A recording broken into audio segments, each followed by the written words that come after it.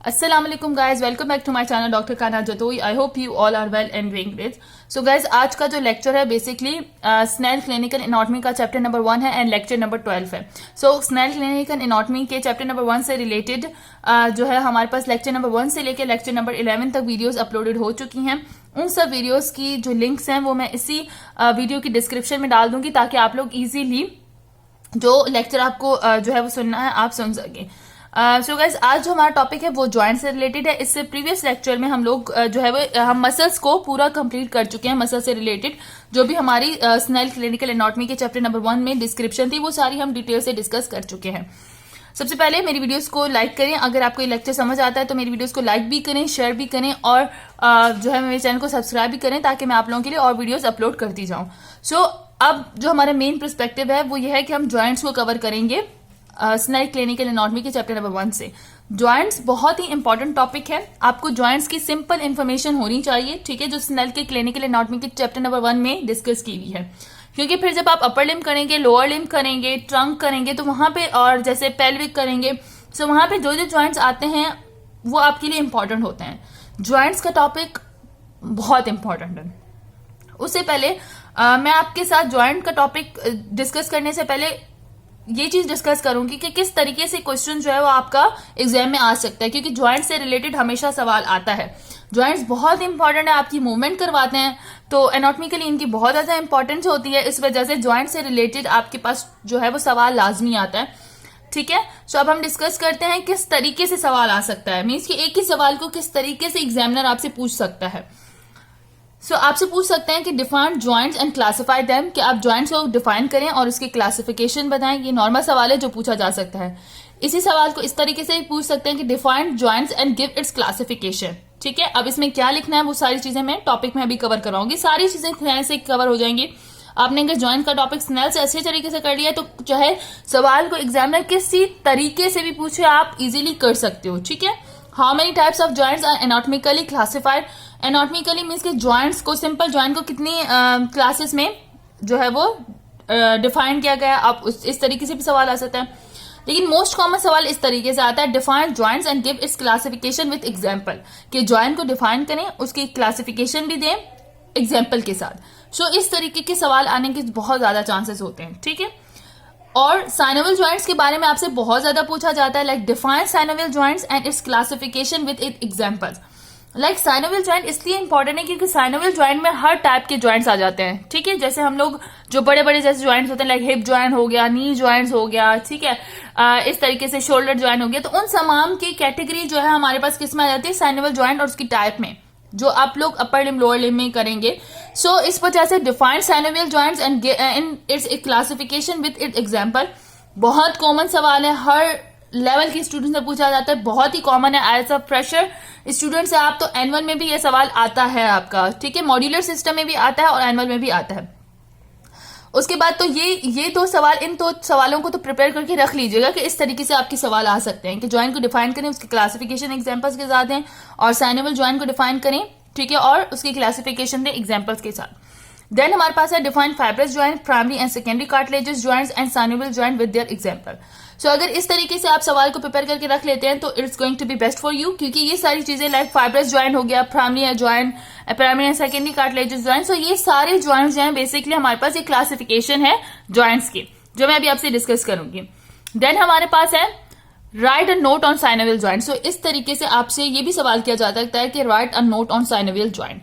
सो joints को means कि ये मैंने जो आपको सवाल बताया ना, मीन्स कि इन तरीकों से आपसे जॉइंट्स पूछा जा सकता है, ठीक है। इनमें से कोई भी सवाल करके आपसे पूछ सकते हैं। तो देखो, सवाल पूछने का कोई भी तरीका हो, आपको जवाब तो एक ही देना है, ठीक है। इस तरीके से आपके लिए मीन्स के सवाल इनमें से किसी भी तरीके से आपसे पूछ सकते हैं। बस आप लोगों को ये सवाल इस तरीके से बताने का मकसद ये था कि इस सवाल को आपको इन वेज में पूछा जा सकता है, ठीक है। आप लेकिन जो मोस्ट कॉमन आपसे पूछा जाता है वो होता है कि define joint and its classification with example, define synovial joint and its classification with example, और write a note on synovial joints.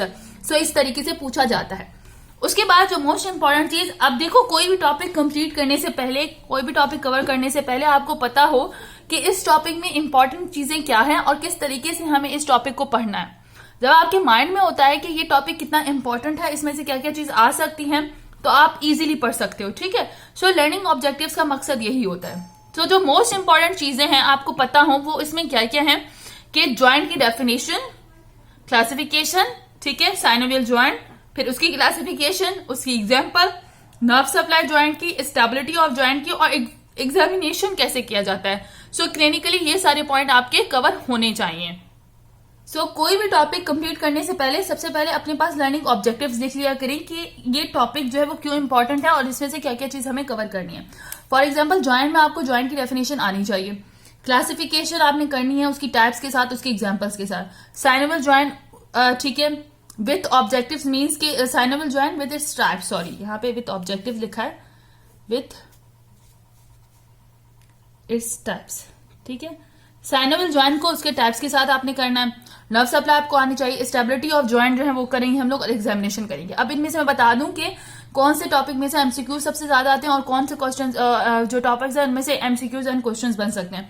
Like joint definition, उसकी क्लासिफिकेशन और साइनोवियल जॉइंट, इनमें से मोस्ट प्रोबेबली आपका क्वेश्चन बनता है और एमसीक्यूज तो ऑब्वियसली इसमें से आते हैं। बाकी जो नर्व सप्लाई हो गई या स्टेबिलिटी ऑफ जॉइंट हो गई और एग्जामिनेशन, इनसे आपके एमसीक्यूज बनते हैं, ठीक है।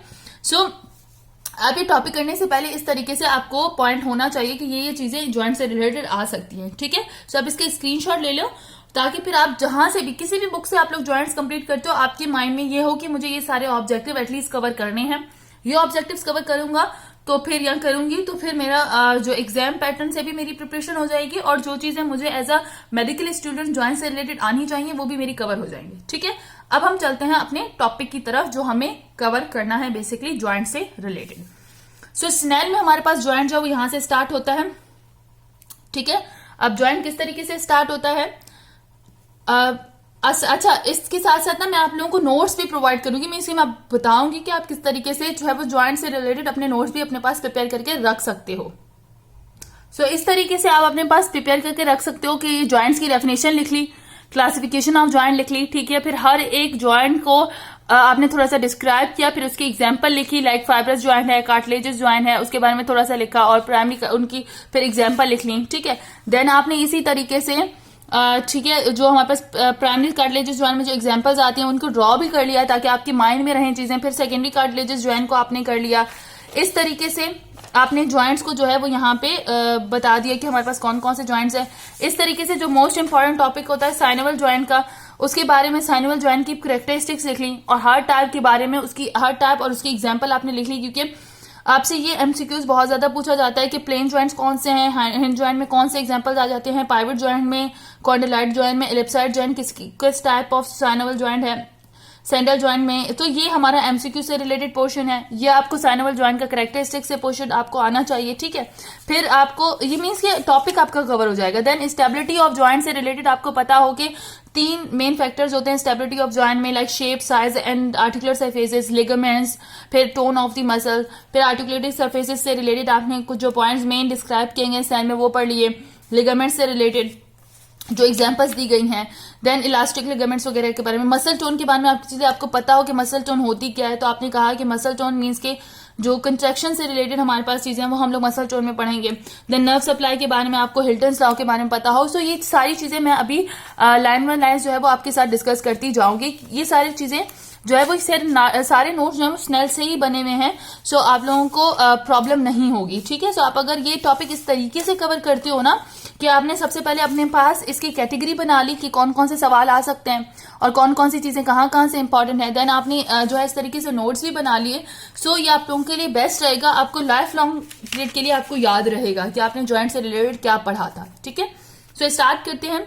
Joints, a site where 2 or more bones come together, whether or not movements occur between them, is called a joint. Joints are classified according to the tissues that lie between the bones: fibrous joint, cartilaginous joints, and synovial joint. Actually, joints होता क्या है? जहां पे 2 और 2 से ज्यादा bones जब आपस में आके मिलती हैं, ठीक है, चाहे वो मूवमेंट करें या ना करें, उन्हें हम जॉइंट कहते हैं। सो यहां से ये लाइन प्रॉपर हो गई है। ये आपको बता दिया गया है कि जॉइंट का मतलब ये नहीं होता कि जहां पे भी जॉइंट हो तो उसका मीन वहां पे मूवमेंट होगी, ऐसा बिल्कुल भी नहीं होता, ठीक है। Joints are classified according to tissue that lie between the bones: fibrous joints, cartilaginous joints and synovial joint. Joints को क्लासिफाई किया गया है according to the type of tissue, means के जॉइंट्स के अंदर जो टिश्यूज होते हैं ना उनकी बेसिस पे उन्हें क्लासिफाई किया जाता है। सो इसकी 3 तरह की क्लासिफिकेशन होती है, fibrous joint, cartilaginous joint and the synovial joint. ठीक है, तो अगर आपसे कोई पूछे कि define joint and classify them, so आप यहाँ पे जो सवाल था आपका कि define joint and classify them, तो आप उसमें क्या लिख सकते हैं कि joints aside where 2 or more bones are come together, whether or not movements occur between them is called a joint. joint की definition होगी। classify में क्या लिख सकते हैं, joints are classified according to the tissue that lie between a joints, like lie between the bones, like fibrous joints हो गया, cartilaginous joint हो गया and synovial joint। so ये इसकी classification है। ठीक है, अगर आपका define joint and classified them आ जाए तो आप लोग क्या कर सकते हैं कि ज्वाइंट्स के बारे में डेफिनेशन लिखी, फिर हर ज्वाइंट का नाम लिखा और फिर इसके हर ज्वाइंट के बारे में आपने डिस्क्राइब करके बता दिया। अब फाइब्रस ज्वाइंट क्या होते हैं, the articulating surfaces of the bones are joined by fibrous tissue. जो आर्टिकुलेटिंग सरफेसेस बोन्स की होती हैं, अगर वो फाइब्रस टिश्यू से ज्वाइंट्स होती हैं, ठीक है, and thus very little movement is possible, इनके अंदर बहुत ही लिटिल मूवमेंट जो है वो पॉसिबल होती है। ठीक है, the sutures of the wall of the skulls and the inferior tibular fibular joints are example of fibrous joint. Fibrous joint जो होते हैं मींस के दो बोन्स के दरमियान एक टिश्यू होता है, ठीक है, जो उस बोन्स की ज्वाइंट को डिस्क्राइब करता है, क्योंकि अकॉर्डिंग टू टिश्यू क्लासिफिकेशन है। सो फाइब्रस जॉइंट्स के अंदर हमारे पास जो टिश्यू मिलता है वो हमें फाइब्रस टिश्यू मिलता है, जिसकी वजह से सिर्फ little amount of movement possible होती है। ठीक है, लिटिल अमाउंट हो, लाइक स्कल के ज्वाइंट हो गए, या फिर inferior tibular fibular joints, means कि हमारे पास टिबिया एंड फिबुलर जब मिलती हैं, तो जब वो इंफीरियर टिब्युलर फिबुलर जॉइंट बनाती हैं तो वहां भी बहुत कम अमाउंट में हमें मीन्स कि ना होने के बराबर मूवमेंट मिलती है। सो वो किसकी कैटेगरी में आ जाता है, फाइब्रस ज्वाइंट की कैटेगरी में आ जाता है। ठीक है, देन हमारे पास है कार्टिलेजिनस ज्वाइंट्स। अब cartilaginous joints can be divided into 2 types, primary and secondary. A primary cartilaginous joint is one in which the bones are united by a plate or a bar of hyaline cartilage।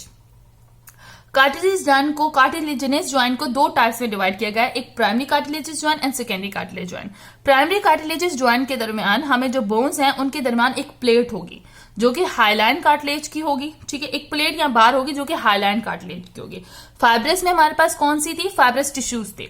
Primary cartilaginous joint के अंदर हमें Highline cartilages की plate या एक बार मिलेगी। Example में क्या है, thus the union between the epiphysis and the diaphysis of a growing bone and that between the first and that between the first rib and the manibrum sterni are the example of such a joint, no movement is possible। Primary cartilaginous joint basically होते क्या है, देखो primary cartilaginous joint ऐसे joints होंगे जिनके दरमियान जो है ज्वाइनिंग पॉइंट क्या होगा, एक प्लेट होगी या एक बार होगी हाइलाइन कार्टिलेज की जो उन 2 बोन्स को ज्वाइन करी होगी। ठीक है, सो इसके एग्जाम्पल में क्या आ जाता है, हमारे पास बोन्स होती हैं, लाइक हमारे पास ग्रोइंग बोन्स जब होती हैं, जब हमने बोन्स का डिस्कस भी कर चुके हैं टॉपिक, उसमें क्या होता है और आगे भी आएगा इस चैप्टर में। देखो ये हमारे पास बोन है, ठीक है, ये हमारे पास कोई भी बोन है आपकी। सो ये बोन है हमारे पास, ये जो एंड्स होते हैं इन्हें एपिफाइसिस कहते हैं और जो शाफ्ट होती है इसे हम लोग डायफाइसिस कहते हैं।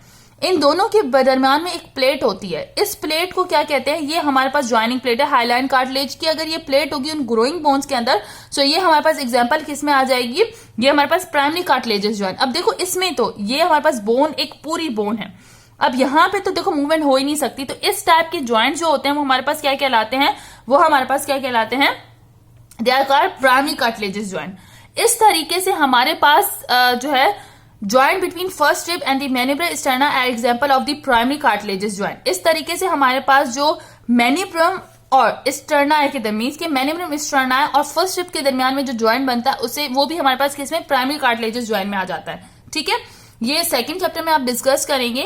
ये बेसिकली हमारे पास स्टर्नम होता है, ठीक है, इसका अपर पार्ट मैनिब्रम कहलाता है, लोअर पार्ट जिफाइड प्रोसेस कहलाता है। सो इस मैनिब्रम के दरमियान और ये फर्स्ट रिब है, इस दोनों के दरमियान जो ज्वाइंट बनता है ना यहाँ पे, इसे हम लोग प्राइमरी कार्टिलेजिस ज्वाइंट कहते हैं और इसके अंदर भी कोई मूवमेंट नहीं होती। ठीक है, सो आप इस तरीके से एग्जाम्पल्स को ड्रॉ करके अपने पास रख सकते हैं ताकि आप लोगों को लेक्चर से समझ आ सके। ओके, उसके बाद हमारे पास क्या है, ये सारी चीजें यहाँ पे जो मैंने नोट किए हुए ये सारी चीजें मैं डिस्कस करूंगी, लेकिन पहले थ्योरी जो बुक में लिखी हुई है वो डिस्कस कर लूं। A secondary cartilaginous joint is one in which the bones are united by a plate of fibrocartilages and the articulating surfaces of the bone are covered by a thin layer of hyaline cartilages. Example are the joint between the vertebral bodies and the symphysis pubis. A small amount of movement is possible.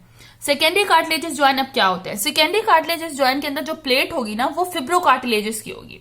ठीक है, और इनकी articulating surfaces के ऊपर Highline कार्टिलेजिस की जो है वो एक लेयर जो है प्रोवाइडेड होगी, लेकिन इन ज्वाइंट्स के अंदर मूवमेंट नहीं होती। ये हमारे पास एग्जांपल क्या दी गई, यहाँ पे आपको जो ज्वाइंट दिया गया ना, ये हमारे पास, ये आपको बताया गया है कि ये हमारे पास वर्टिब्रल कॉलम है, ये लंबर वर्टिब्राई है, जिनके दरमियान में ये जो प्लेट आ रही है ना ब्लू कलर की, ये फिब्रोकार्टिलेजियस इनवर्टिब्रल डिस्क है, मीन्स कि ये फिब्रोकार्टिलेजियस की प्लेट बनी हुई है, ठीक है, जो ज्वाइन करिए दो वर्टिब्राई को।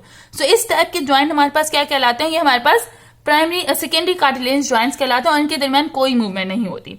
इसी तरीके से ये दो हिप बोन्स बनाई है मैंने, दो हिप बोन जब आपस में ज्वाइंट होती है ना इस पॉइंट पे, तो इसे सिम्फाइसिस प्यूबिस कहते हैं, ठीक है। सो ये जो ज्वाइंट होता है ना, इस ज्वाइंट के भी अंदर मूवमेंट नहीं होती, ठीक है। सो इन ज्वाइंट के अंदर हमारे पास मूवमेंट नहीं होती, ओके। सो अब तक हम लोगों ने अब कौन कौन से कर लिया, जो है वो सिर्फ हम लोगों ने दो कैटेगरीज ज्वाइंट की डिस्कस कर ली है, like fibrous joint and cartilaginous joint, और फिर कार्टिलेजियस ज्वाइंट के अंदर ही हम लोगों ने primary cartilaginous and secondary cartilaginous को डिस्कस कर लिया। अब जो मोस्ट इंपॉर्टेंट पॉइंट आ जाता है वो हमारे पास साइनोवियल ज्वाइंट का आ जाता है कि साइनोवियल ज्वाइंट्स होते क्या हैं, ठीक है। सो अब हम लोग साइनोवियल ज्वाइंट को डिस्कस करेंगे कि साइनोवियल ज्वाइंट्स हैं क्या हमारे पास और किस तरीके से हम साइनोवियल ज्वाइंट्स को जो है वो डिस्कस कर सकते हैं।